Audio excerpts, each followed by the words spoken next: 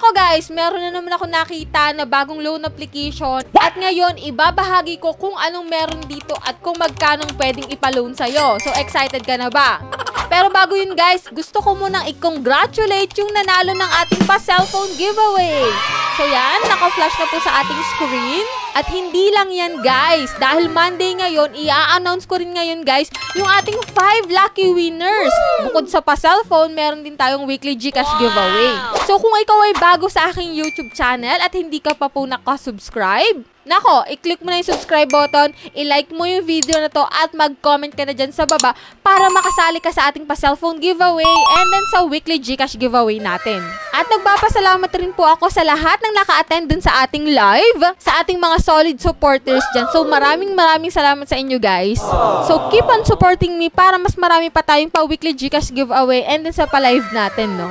So ito nga guys, kung interesado ka dito sa bagong loan application na nakita ko na naman at ang pangalan na nito ay si Handy Wallet, Fast and Easy Loan. Yan, si under siya ng Easy Credit Lending Corporation. So dito guys, meron pa lang siyang 3.8 stars and yung kanyang reviews is hindi pa naman ganun karami, kakaunti pa lang. So dito nga guys, pwede ka dito makautang ng 80,000 pesos. Yan, para sa mga first timer dyan, wag muna kayong magkiklik nito at wag muna kayong magda-download hanggat hindi nyo to napapanood.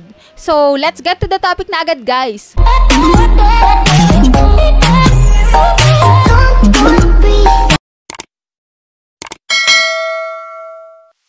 So yan, disclaimer no, so hindi tayo agent nitong si Handy Wallet. Pero may mga links tayo dyan guys sa pinned comment. And then sa description box guys, kung gusto nyong umutang online ng 1,000 to 30,000 pesos, pwede nyong i-click yung mga link dyan and then magda-direct kayo sa kanilang application or website. So pero nasa sa inyo pa rin yung desisyon, hindi ko naman kayo pinupush na umutang dito, no? Kayo pa rin guys yung magdi-decide at hindi ako. So yan guys, dako na tayo dito kay Handy Wallet. So yan, 80,000 nga. Solve your financial issue. Sana nga 80,000 to, no? Dito, pagka-install mo nitong Handy Wallet, so ito na agad yung makikita mo. 80,000 nga yung maximum loan amount. So maximum to guys, no? So, kung ikaw ay first time na maglo-loan dito, wag kang aasa na 80,000 agad to. Syempre, sa una, maliit pa lang yan. So, dito guys, apply for those in need. So, certified daw sila. Ensure its authenticity. So, click natin guys, agad-agad yung apply, no? Ano, dami pang paligoy-ligoy. Dito pala guys, kay Handy Wallet, login ka muna using your active mobile number and then magsisend doon ng OTP code. So, yun, gagawa ka muna ng account para makapag-apply ka dito ng loan. So, dito guys, kanina diba 80,000. Nung kinilik ko yung apply, ito na agad yung lumabas. 1,500 lang pala. So, bokeh na agad tayo dun sa 80,000 to si Handy Wallet. Talagang mali-mali. So, yan guys, 91 days daw ito. And then, meron silang 0.05% day. Diba?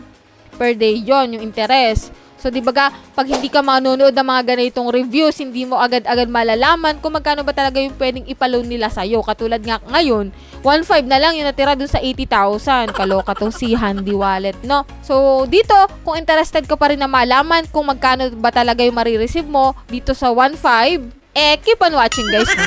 So yan guys, 7 days lang pala tong si Handy Wallet. Pero kung 1,500 yung na-approve sa akin na loan amount, pwede po na mas mataas yung approved loan amount sa inyo. So ito lang guys yung kinaya nung aking kung saan nila binase tong 1,500. So malay nyo guys, mas mataas pa rin yung sa inyo. So try nyo pa rin mag-apply. Pero still, tapusin nyo tong video para in case man na 1.5 din, edi malalaman nyo kung magkano yung marireceive nyo. So dito guys, kailangan mong fill upan itong authentication, personal information, job information, contact information, and then bank card info, which is kung saan mo pwedeng ma-receive yung pera mo. So dito guys, ito yung mga available ID dito, no? So ito yung recommended ID type, UMID, driving license, passport, TIN, and SSS. So mamili ka dyan ng isa kasi ito yung recommended. So need mo mag-provide ng emergency contact na 5. Ayan, pwede mo ma-receive yung pera mo sa e-wallet or banks. It's either GCash, Coins, StarPay, and PayMaya. So, ito na nga guys, hindi ko na patatagalin pa. To sa 1,500 na na-approve sa akin, ito yung marireceive ko. 930 pesos. Nako, kaloka. Wala, hindi pa inabot ng 1,000, no? Meron sila kasi dito na processing fee na 475 pesos. May interest fee na 9. May risk control service fee na 86 pesos. And, kabuuan nga is At yan nga, yung disbursal amount is 930 pesos na lang. So yan lang yung amount na na-approve sa akin at 930 pesos nga yung marireceive ko pag once na inaplayan ko at sinabmit ko yung loan dito. So yan guys, hinahayaan ko na kayo na mag-isip kung iti-take nyo yung loan dito kay Handy Wallet. Sa mga nakapag-loan na dito is comment nyo dyan sa comment section kung anong experience nyo sa pag-loan dito. Kung maganda ba or di ka nais-nais tong loan application na to. And yan lang po yung ating vlog for today. Sana nagkaroon kayo ng konting ideas about dito kay Handy Wallet. So mas maganda pa rin talaga na once na uutang kayo sa loan application is manunood kayo ng reviews para malaman nyo na agad kung magkano yung pwedeng ipaloan sa'yo at kung magkano yung marireceive mo. So yan guys, sa mga hindi pa po nakasubscribe sa aking YouTube channel, kindly click the subscribe button at hit mo na rin guys yung notification bell para updated ka sa mga utangan serye natin, sa mga pa-weekly Gcash giveaway, and then sa mga live natin. So hanggang dito na muna guys. See you on my next vlog.